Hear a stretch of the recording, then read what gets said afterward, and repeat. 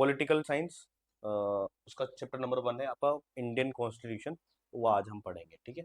Okay, now what is constitution, constitution क्या है इसके बारे में हम पढ़ेंगे, कॉन्स्टिट्यूशन कैसे बनाया गया इन सब के बारे में पढ़ेंगे अपन। तो सबसे पहले लाइन पढ़ते हैं अपन, क्या है। एक constitution is a set of a written rules, कुछ रूल्स एंड रेगुलेशन लिखे गए हैं, ठीक है, and principle that form the basis for the governance of country. एक देश की गवर्नमेंट कैसे चलाई जाए, कैसे रन की जाए, उसके कुछ रूल्स एंड प्रिंसिपल्स लिखे गए हैं, उसको बोलेंगे हम अपन कॉन्स्टिट्यूशन। नेक्स्ट क्वेश्चन पढ़ता है, चलो सर ये रिटर्न रूल्स है गवर्नेंस के लिए कि गवर्नमेंट कैसे चलानी चाहिए इसके बारे में, चलो आपकी बात ठीक है, पर हमारे को इसकी जरूरत क्या पड़ी, जरूरत है। पहला पॉइंट, कॉन्स्टिट्यूशन हमें बताता है कि भी किस टाइप की गवर्नमेंट है कंट्री में, ठीक है, जैसे कि मोनार्की है क्या, या फिर डेमोक्रेसी वाली है, क्या टाइप है गवर्नमेंट का। दूसरा बात है, हमारे यहाँ पे प्राइम मिनिस्टर होता है, यूएसए में प्रेसिडेंट होता है, तो क्या टाइप ऑफ गवर्नमेंट, सबसे पहले कॉन्स्टिट्यूशन क्या बताता है, गवर्नमेंट का टाइप कैसा है ना। या तो राजा है क्या, राजा भी कॉन्स्टिट्यूशन मानता है, जैसे ब्रिटेन यूके में मोनार्की, स्वीडन में क्या है, मोनार्की है, वहाँ पे गवर्नमेंट रन करता है, पर वहाँ पे जो इंपोर्टेंस है मोनार्की है। डेमोक्रेसी में जैसे हमारे इंडिया हो गया, यूएसए हो गया, ठीक है, जनता से, जनता के लिए, जनता के द्वारा, ठीक है, हम इलेक्ट करते हैं, सारी चीजें होती है, वैसे डेमोक्रेसी। दूसरा, constitution misuse of A power, यहाँ पे जो लिखा हुआ गया है, अगर इसका, अगर इसके जो भी रूल्स लिखे गए हैं, अगर उसको सरकार भी नहीं मानती तो सरकार पे भी कार्रवाई हो सकती है, अगर लोग बाग नहीं मानते तो लोग बाग पे भी कार्रवाई हो सकती है। तो कोई भी पावर का मिसयूज ना हो, उसको प्रिवेंट करने के लिए हमने कॉन्स्टिट्यूशन बना। जैसे स्कूल में आपके रूल्स एंड रेगुलेशन बना दिए, अभी लिख के रख दिया कि आपको ये जो काम करके नहीं लेकर आओगे तो ये फाइन है, ये काम करके नहीं लेकर आओगे तो ये फाइन है, तो पहले से लिख दिया, अगर आप गलती करोगे तो उसके अकॉर्डिंग आपको पनिशमेंट मिलेगा। नाउ दूसरा, next, it protects the right of a citizen. यहाँ पे जो रूल्स लिखा है, जैसे पब्लिक ट्रांसपोर्ट, अपने जो पब्लिक ट्रांसपोर्ट सिस्टम है, बस में, गवर्नमेंट बस में सभी लोग बैठ सकते हैं, है ना, कोई भी ऐसा नहीं कि मेल फीमेल नहीं बैठ सकती है, ये कोई जात का नहीं बैठ सकता, कोई धर्म का नहीं बैठ सकता, ऐसा तो नहीं है। अगर मान लीजिए कोई सिटीजन है ना, जैसे केरला, केरला में गए आप, वो बोले कि नहीं हम राजस्थान वालों को नहीं बिठाएंगे, तो आप डायरेक्ट क्या कर सकते हो, आप एफआईआर दर्ज करवा सकते हो, या आप कोर्ट के पास जा सकते हो, सरकार को बता सकते हो, तो अपने राइट को प्रोटेक्ट कर सकता है, क्योंकि कॉन्स्टिट्यूशन में लिखा गया है कि सब इक्वल है, ठीक है, इक्वल अपॉर्चुनिटी मिलनी चाहिए, तो हमारे राइट्स जो दे रखे हैं उसको प्रोटेक्ट करते हैं। नाउ स्पेशली माइनॉरिटीज, जो अल्पसंख्यक है। आगे बढ़ते हैं, next, help in achieving goals of the country, है ना, क्या क्या गोल्स हो सकते हैं, जैसे जस्टिस, इक्वलिटी, लिबर्टी, ठीक है, लोग बाग में सब में इक्वलिटी फैलेगी तो सब एक साथ काम करेंगे, एक साथ काम करेंगे तो किसका ग्रोथ होगा, कंट्री का ग्रोथ होगा, ठीक है। वैसे जस्टिस, कोई भी दंगे होते हैं, कोई भी बात होती है, अगर अपन को जस्टिस टाइम पे मिल रहा है और सही जस्टिस मिल रहा है तो लोग बाग खुश रहेंगे और ज्यादा क्राइम भी नहीं होंगे। जस्टिस लेट होता है तो क्राइम भी बहुत सारे हो जाते हैं, ठीक है। Ensure that laws are made fairly, law जो बनने चाहिए वो ना फेयर बनने चाहिए, किसी एक एक के लिए तो बहुत ज्यादा बना रहे हैं, गरीबों के लिए बहुत ज्यादा हो रहे हैं, स्कीम ज्यादा ही बना रहे हैं। People participate in a decision making, decision making मतलब आपको वोट कर रहे हैं लोग बाग, लोग बाग जिता रहे हैं, कोई भी डिसीजन ले रहे हैं, सरकार की सराहना भी कर रहे हैं, कोई डिसीजन अच्छा नहीं है तो सरकार की आलोचना या गलत भी बता रहे हैं कि नहीं ये सरकार ने किया है वो गलत किया है, ये सरकार ने किया अच्छा किया है, ये चीज अच्छी नहीं है, ये चीज अच्छी हो रही है, तो सब करने का अपन को अधिकार कौन देता है, कॉन्स्टिट्यूशन। इस वजह से हमने क्या बना, कॉन्स्टिट्यूशन बनाया। स्टडी देखते हैं नेपाल में, नेपाल में 2006 तक बेटा राजा रूल करता था, 2006 तक। उसके बाद में बहुत बड़ा प्रोटेस्ट होता है, लोग बाग बहुत ज्यादा प्रोटेस्ट करते हैं और नेपाल फिर डेमोक्रेसी बन जाता है। 2000 सबसे लेटेस्ट डेमोक्रेसी में जो बना देश है वो नेपाल। 2001 राजा यहाँ पे होता था, 2006 के बाद में यहाँ पे बहुत बड़ा मूवमेंट होता है, फिर उसके बाद में डेमोक्रेसी आ जाती है। 2015 में Nepal adopted new constitution, it reflect the equality, freedom and justice, बिल्कुल नया नया देश है जो कि डेमोक्रेटिक हुआ है, वो है नेपाल, ठीक है।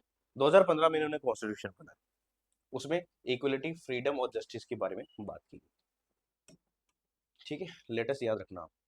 ना क्या फंक्शन होते हैं कॉन्स्टिट्यूशन के, ठीक है, क्यों जरूरी में इसमें थोड़ा बहुत समझ में आ गया होगा, फिर भी हम देखते हैं। सबसे बात है establish the structure of a government, ठीक है, गवर्नमेंट का स्ट्रक्चर बनाया, जैसे जैसे अपने यहाँ पे एग्जीक्यूटिव है, लेजिस्लेटिव है और जुडिशरी है, तीन चीजें ये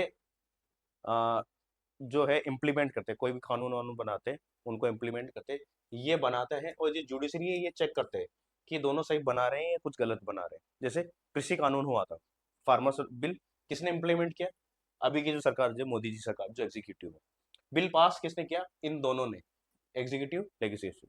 सब कुछ पास होने के बाद में जुडिशरी ने चेक करा, जुडिशरी को उसमें गलती लगा, वो बिल क्या हो गया, कैंसिल कर दिया, ठीक है ना। अभी समझेंगे, बस आने वाला है थोड़ा। कॉन्स्टिट्यूशन क्या करता है, अपनी पावर, जो पावर है उसको डिफरेंट ब्रांच में डिस्ट्रीब्यूट कर देता है।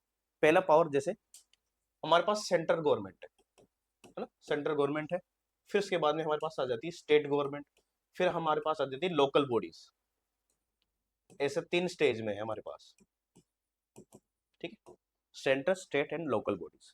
सेंटर में जैसे अपने हैं मोदी जी, और स्टेट में है हमारे भी बचन लाल जी, ठीक है, और लोकल बॉडीज में फिर डिवाइड हो जाते हैं, एक तो डिस्ट्रिक्ट लेवल में आ जाते हैं, और एक हम आ जाते हैं विलेज लेवल पे, ठीक है, जहां पे हम देखते हैं ग्राम पंचायत, ठीक है, ग्राम पंचायत देखते हैं। यहाँ पे हम देखते हैं, अगर अपनी बात करें टाउन की बात है, तो हम नगर पालिका के अंडर में आते हैं, ठीक है, और इससे इससे भी ज्यादा पॉपुलेशन है टाउन में, हम आते हैं नगर परिषद में।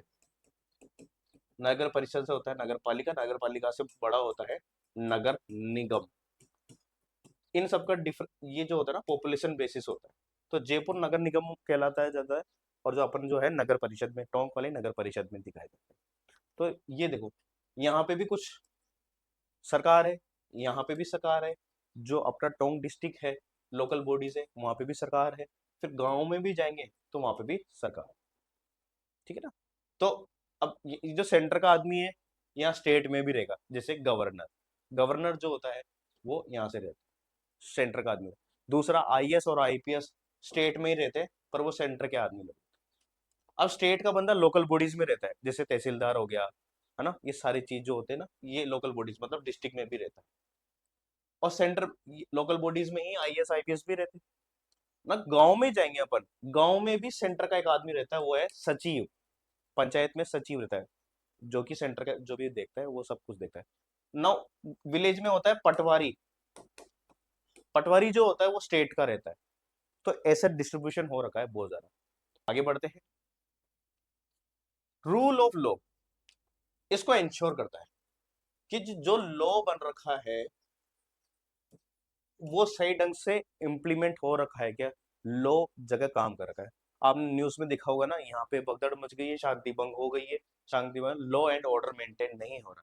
लास्ट लास्ट ईयर में बंगाल में और पंजाब में बहुत सारी लड़ाई हुई थी, न्यूज में ये क्लिप आ जाती कि लॉ एंड ऑर्डर मेंटेन नहीं कर पा रही है राजस्थान सरकार।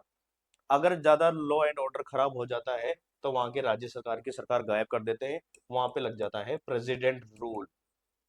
और आपने देखा होगा प्रेसिडेंट रूल इन दिनों में कहाँ लगा है, मणिपुर में। कहाँ लगा, मणिपुर। क्यों, वहां पे बहुत सारे दंगे हो गए थे, दो समुदाय के बीच में लड़ाई हो गई थी, सरकार कुछ भी नहीं कर पा रही थी, वहां के लोग बाग गोलीबारी कर रहे थे, तो वहां पे सब कुछ बह के फिर अपनी आर्मी को भेजा, तब जाके बात शांत हुई अभी, ठीक है। नेक्स्ट हम हेडिंग पढ़ने जा रहे हैं, कैसे इंडियन कॉन्स्टिट्यूशन बना। जो कॉन्स्टिट्यूशन की डिमांड है 1934 से ही स्टार्ट है, ठीक है ना, और एक लोगों का ग्रुप बनाया गया, उसको उस नाम को दिया, हम नाम दिया उस ग्रुप का कॉन्स्टिट्यूट असेंबली, ठीक है ना। कॉन्स्टिट्यूशन एक ग्रुप बनाया गया, कब बनाया गया, दिसंबर 1946 में, ठीक है, दिसंबर 1946 में एक कॉन्स्टिट्यूशन असेंबली का काम। अब कॉन्स्टिट्यूशन असेंबली को पूरा कॉन्स्टिट्यूशन बनाने का जिम्मेदारी दे दी।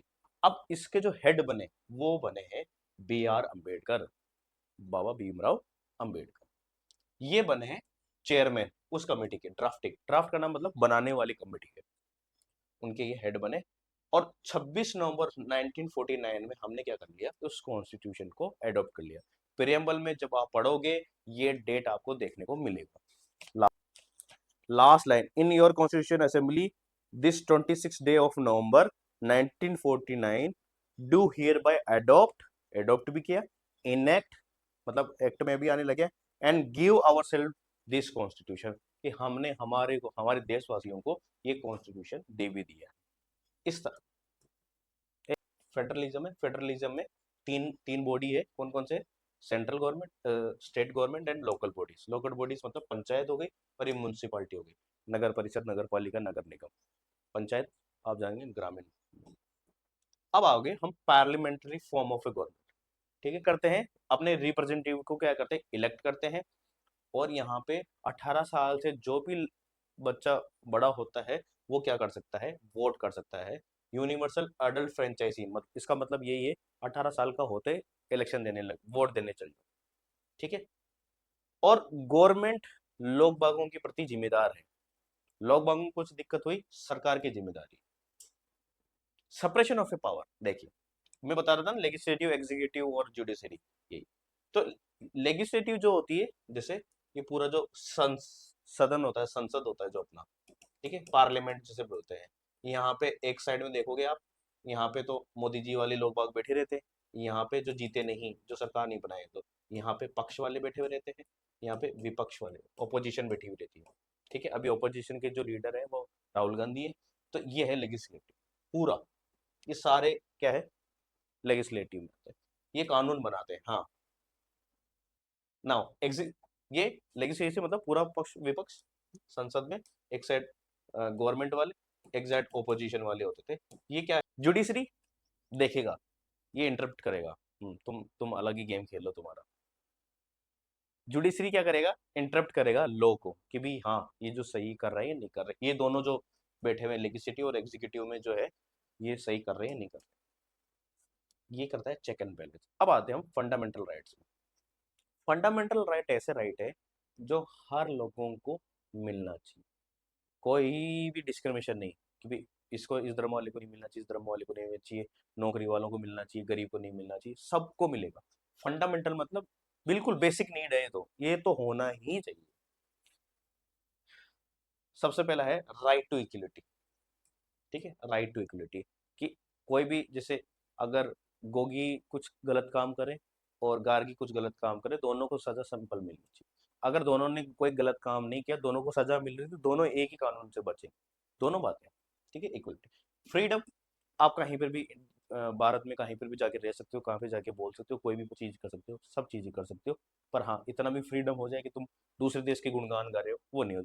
जिस देश के बारे में अपने टर्म्स एंड कंडीशन सही नहीं, उसके बारे में अपन गा रहे हो, जैसे फॉर एग्जाम्पल पाकिस्तान के आप सपोर्ट कर रहे हो, किसी जो देश से अपनी अनबन हो रही है उससे आप सपोर्ट कर रहे हो, तो आप दिक्कत में आ सकते। राइट अपन एक्सप्लोइटेशन, मतलब किसी बच्चे को, जो छोटा बच्चे को अपन देख सकते हैं कि होटल होटल में काम नहीं कर सकता, 18 साल की उम्र से कोई भी लोग कहीं पे भी काम नहीं कर सकता, पर किसी को जबरदस्ती करवा, किडनैप करके करवा रहे, तो वो भी नहीं कर सकता।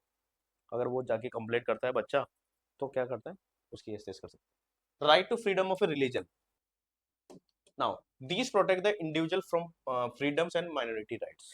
ये सारी क्या हो जाती है, लोग बागों को बचाने की। इंडिविजुअल मतलब क्या होता है, एक जने की फ्रीडम को बचा। जैसे फॉर एग्जांपल मैं यहाँ से जाता हूँ तमिलनाडु, तमिलनाडु में मुझे लैंग्वेज वैंग्वेज में बैरियर है और वहाँ के लोग बाग मुझे अरेस्ट करके नहीं ले सकते। क्यों? मैं एक इंडियन सिटीजन हूँ, मैं, मेरे पास राइट टू फ्रीडम है, मैं वहाँ पे जाके भी बिजनेस कर सकता हूँ। ठीक है, मैं केरल वाला, यहाँ अभी केरल वाला कहीं पर भी जाके, इंडिया की कोई सी भी जगह में जाके अपना कर सकता है।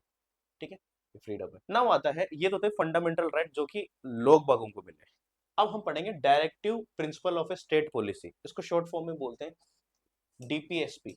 डीपीएसपी, डीपीएसपी क्या है, कुछ पॉइंट्स दे रखे हैं स्टेट को, मतलब राज्य सरकारों को या केंद्र सरकारों को, कॉन्स्टिट्यूशन में लिखे हुए कि ये चीज आपको करना है, आप नहीं करोगे तो सरकार गिर भी सकती है, सरकार में से आपको हटाया भी जा सकता है, या आप पे कुछ और जैसे कि guidelines of a government to ensure social and economic justice, provide करना, इक्वल वेजेस, सबको इक्वल वेजेस मिल रहे हैं, कि पक्ष सब आ जाते हैं। पर इतना ही है। मैं उम्मीद करता हूँ पॉलिटिकल साइंस के चैप्टर नंबर 1 इंडियन कॉन्स्टिट्यूशन आपको बहुत सारे कंसेप्ट क्लियर हुए होंगे। ऐसे भी सारे सब्जेक्ट आपको पढ़ना है, हमारी कोचिंग में आप एडमिशन ले सकते हो, और अभी भी क्लासेस चल रही है, समर वेकेशन में भी क्लासेस चल रही है, और आप हमसे कॉन्टेक्ट कर सकते हैं। हम फॉर वॉचिंग, और हमारे चैनल को आप सब्सक्राइब भी कर सकते हो, ताकि आपको सारे लेटेस्ट नोटिफिकेशन की डिटेल्स आपको पता चले। और जय हिंद, जय भारत।